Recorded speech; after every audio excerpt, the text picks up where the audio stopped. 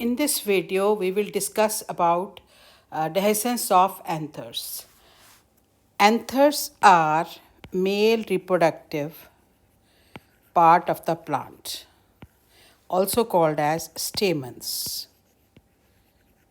Each stamen has anther and filament.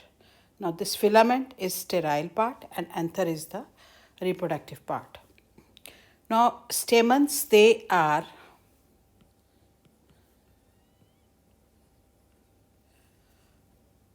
present inside the bud, like here they are present. They are enclosed inside the bud, like this. This is when flower is in a bud condition. We can see here in this case, flower is closed structure, it has not blossomed yet. Now we can also see here, these are the buds. Flower has not opened up yet, and these are open part having stamens. Now these are stamens, yellow in color. So when flower is in a bud condition, stamens, they are protected by the coverings, and when flower blossoms, opens up, then stamens, they are exposed to the air. Here also we can see flower has not yet opened up, so stamens are present inside. So when stamens are present inside the flower, then they are moist. They have proper hydrostatic pressure, proper water, proper turgor pressure. What happens when flower blossoms, it opens up, then stamens, they are exposed in the air. Now these are the stamens which are exposed in the air. When stamens, they are exposed in the air, then they start losing water to the external environment. They start drying up. Now when they dry, their tissues, they show shrinkage. And stamen will break up from its weak point and slits are produced. Breaks will occur on the stamens, and then through these breaks, pollen grains, they are liberated toward the outer side. This process is called as dehiscence of anther, and pollen grains will be dispersed with the help of air or with the help of many other structures. So this is called as dehiscence of anther, and when they are liberated and dispersed, this is called as dispersal of pollen grains. So this is what is dehiscence of anther. So to understand dehiscence of anthers, we must know the structure of anther. Now this is the structure of young anther. This is the anatomy of young anther. We have already discussed in one video in detail. Link will be shared in the description box. But I'll again explain briefly about the structure of the anther. Now this outermost covering is called as epidermis. This is when we cut transverse section of the anther. So this outermost covering is called as epidermis. And this layer is endothecium. And usually this layer also has fibrous thickenings, which make it strong. These are middle layers, 1 to 3 middle layers. And these are parenchymatous tissue. These 4 zones, they are of sporogenous cells or sporogenous tissue. And this is surrounded by a nourishing layer. This is called as tapetum. And this is the connective part, sterile part, which has vesicle strand. This area, this zone, which is deeply notched here, this is the thin area. This is also called as, this area is also called as stomium, because this is thin part. So when anther lose water, this will break up from this point. So we can see here again, there are 4 sporogenous tissue bounded by tapetum, and this is the outermost layer called as epidermis. This is the endothecium. Now in detail we can see here, this is the epidermis part, this is the endothecium, middle layers, and this is the tapetum, which is called as nourishing layer. And this is sporogenous tissue, which later on get metamorphosed to form a spore mother cell, and spore mother cell will undergo meiotic cell division to form haploid spores. Now this will be produced into haploid spores, and these are produced after meiosis, so they are haploid in nature, and this is diploid in nature. This process is occurring inside the anther lobes. Now, how does dehiscence take place? So, when dehiscence has to take place, what happens actually?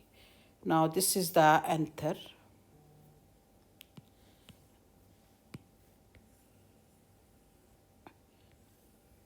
We can make it like this, right? And what happens? These sporogenous tissue which are present over here, they form pollen grains like we discussed. And when anther loses water, right? Now this layer which is called as endothecium, they start shrinking up like this.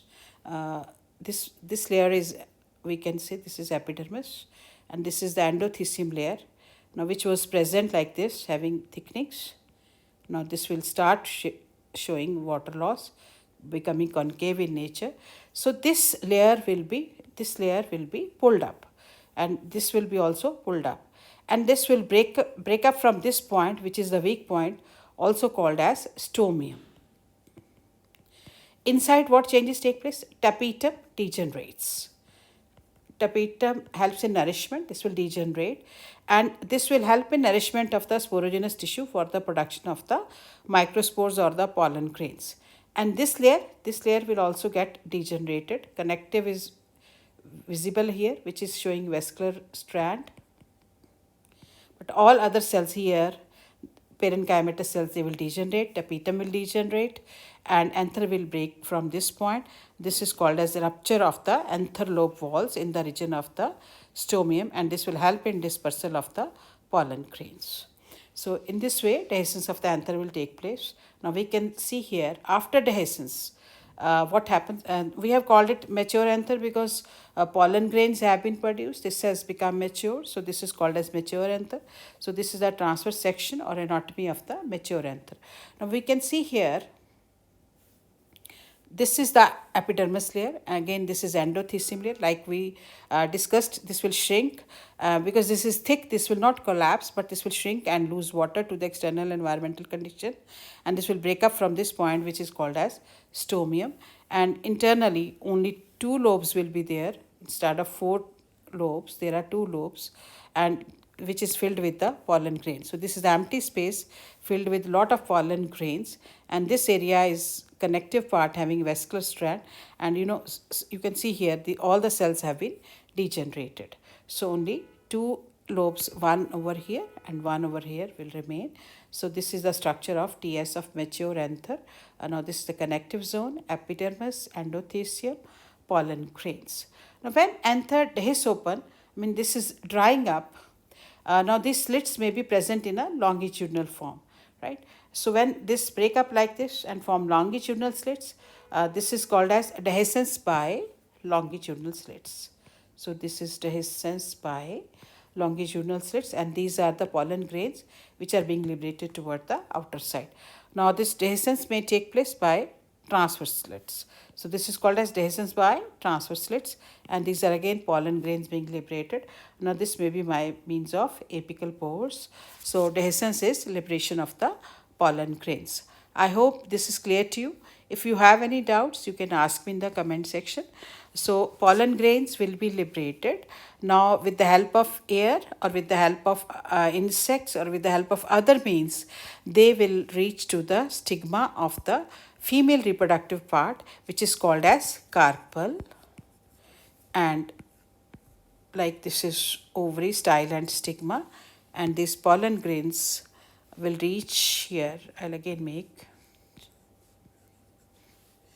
Now pollen grains will reach over here, and they will start germinating, forming pollen tube, and then they will reach toward the female part, which called as ovules. We have already discussed in detail about these female reproductive part, and male gamete will reach toward the female and fertilization will take place. So this is about dehiscence of the anther for the liberation of the pollen grain, and then pollen grains are dispersed. Thank you for watching my video. If you like my video, please like, share and subscribe.